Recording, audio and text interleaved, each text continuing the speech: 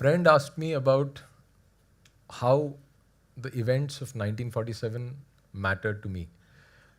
He said that, you always talk about ancient India and, things like uh, Vedas and, all the favorite Hindu jargon. And doesn't the fact that India became a modern republic, doesn't it really affect your consciousness? And I said that the events of 1947, the only thing that strikes me as significant is the partition. Uh, Other than that is just political rhetoric. I mean, I'm not even sure if India is really a free country, which Madhujit so eloquently described, with the influx of foreign funds and the control on the narrative. We don't even know whether we have a say in our own affairs. So, talking about the current situation in India, without acknowledging the fact that there is an uncertainty and there is a question mark on the very sovereignty of this republic, I think that that is something that is missing in the current discourse. Like I said, I come from Kashmir, and the state, as in the situation, not the political entity, the state of Kashmir has always been a reflection of the state of the Indian civilization. And when the Indian civilization flourished, Kashmir was really at the epitome, at the leading edge of spiritual and intellectual development. And when it fell, Kashmir was the first to fall and fall to the greatest depths. Uh, so in terms of that, I mean, the history of Kashmir also has a similar pattern, the mantric age and the age of discussions and philosophical thought. But when it comes to the age of diversification, Kashmir has a very, very bloody history.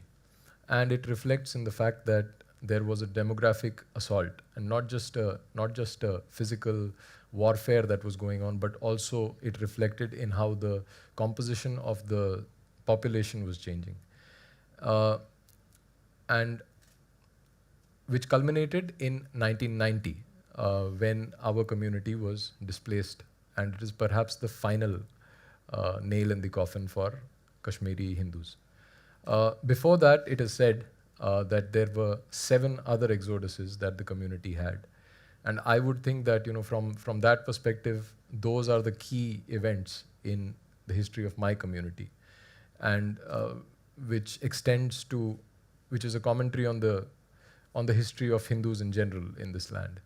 Uh, and now we are in a situation where we are not sure. I mean, although this word is often used for rhetorical purposes, which is genocide, but there is no doubt about the fact that our community has undergone a cultural genocide.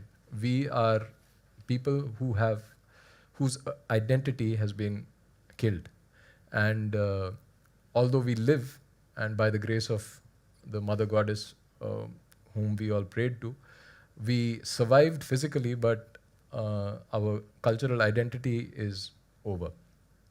Uh, so that the events of 1990 are really a culmination of a long story of oppression and of continuous assault, of barbarism unleashed upon this only land that truly belongs to us.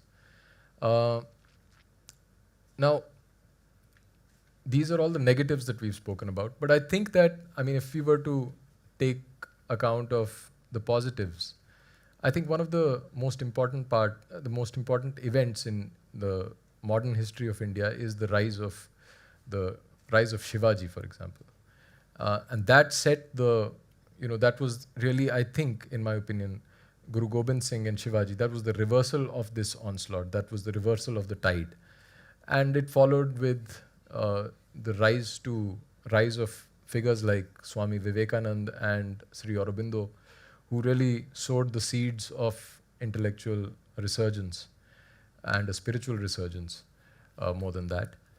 And what we are seeing, what we are witnessing now, I think we are in the middle of a key event, a key era where we are finally speaking up for ourselves. And I think that this is something that is a key takeaway from my reading of history, that right now, as we speak, we are undergoing a phenomenal upheaval, a phenomenal resurgence of Indian thought, of Hindu identity, whatever you want to call it. But this is something that we have learnt finally, and I believe that the seeds have been sown at least 150 years ago, and we are now beginning to see the fruits of that. So on that note, I think that this is the final. This is the era where we are actually looking into the future by taking a stock of things in the past.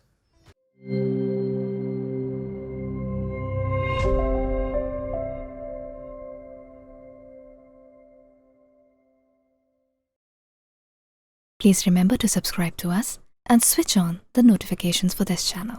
For our other social media links, more content, and to support our work, please visit citti.net. Dhanyavad. Namaskar.